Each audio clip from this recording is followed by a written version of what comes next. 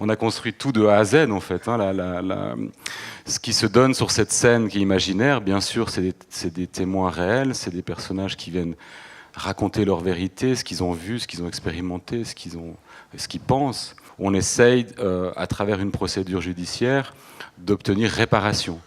Hein, lui, Josh, il n'essaye pas d'obtenir la justice ou la vérité. Il croit en sa vérité, évidemment.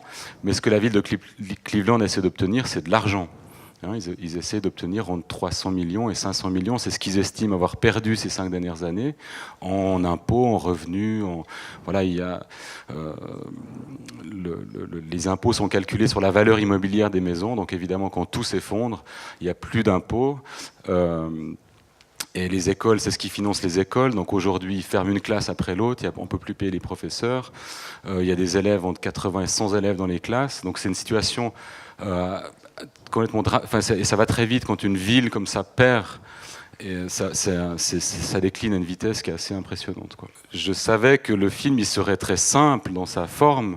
Hein, moi, les paysages que j'ai, c'est ces visages des gens qui étaient de ces 7 témoins. Et donc, il fallait évidemment qu'il y ait une espèce d'effet de vérité tel qu'on soit un peu fasciné ou captivé par ce qui se dit. Et évidemment, je pense que, quel que soit notre bord politique, notre vision du monde, etc., je pense qu'on a une empathie naturelle de spectateur parce qu'on est construit comme ça, parce que c'est une histoire classique d'une certaine manière, hein, les petits contre les grands, on a vu ça des centaines de fois au cinéma. Donc l'idée c'était que Josh ait une opposition forte pour d'une certaine manière contrebalancer notre empathie naturelle vers cette ville, vers les victimes, qui est, je crois, celle de tout spectateur normalement constitué. Il y a en Amérique, je pense, une croyance dans le cinéma, hein, qui peut en temps réel quasiment mettre les problèmes sur la table. Hein, mais ça se fait, les séries, les téléfilms, les films, même les comédies hollywoodiennes, c'est toujours une manière de regarder la société, parfois avec un regard très critique, très acéré, et donc quand on dit on va essayer de démonter un peu comme on est dans une ville horlogère, mais un peu démonter la mécanique des subprimes, personne dit que c'est une idée farfelue, tout le monde dit oui, on a un problème en commun, débattons-en, et puis quand on dit ça se passera dans un tribunal, tout le monde voit immédiatement la référence au film de procès, au genre, et donc il y a pas tellement de... Moi je crois que c'est ça qui les a profondément convaincus. Le cœur du film, c'est d'organiser progressivement en fait un dévoilement. On est beaucoup plus dans ce film, dans une enquête, que dans un film de procès. Dans un film de procès, d'habitude, on a établi tous les faits, les experts sont passés par là, on a des preuves, on a un accusé qui est assis sur le banc des accusés, il y a des témoins qui vont défiler, et là, et les avocats vont s'affronter autour de l'interprétation de ces preuves ou de ces témoignages.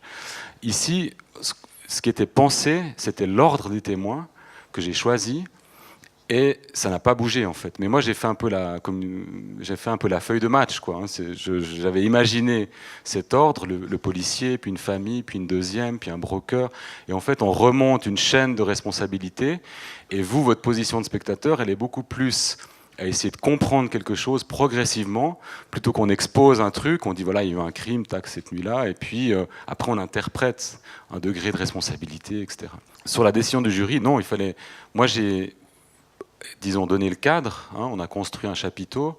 À l'intérieur de ce chapiteau, on a dit voilà qui seraient les protagonistes. Mais au premier jour de tournage, moi, d'une certaine manière, cette situation m'a échappé. Hein, c'est les avocats qui ont joué leur rôle, c'est-à-dire de poser des questions pour Josh, d'établir les bases du témoignage, de poser les fondations. Et puis pour Keith Fisher, évidemment, son travail, c'est de décrédibiliser, de rendre la vie compliquée à Josh, de retourner un témoin, de lui faire dire autre chose, etc. D'une certaine manière, le film ne pouvait pas venir réparer ou consoler. Hein. Le cinéma, c'est un art de la consolation, on le sait bien, on va voir des films parce qu'on s'identifie à des héros qui vont faire quelque chose de plus grand, de mieux que nous, de plus tragique, de plus... voilà. Et souvent, le cinéma nous console de la vie. Et je trouvais... ça m'aurait paru très artificiel que ce film vienne réparer quelque chose que la réalité, d'une certaine manière, refuse à cette ville. Oui, si vous aimez le film, parlez-en autour de vous. Si vous ne l'avez pas aimé, parlez-en à vos ennemis. Comme ça, ils passeront une mauvaise soirée. Et merci beaucoup. Merci à Jean-Stéphane Bron. Merci beaucoup.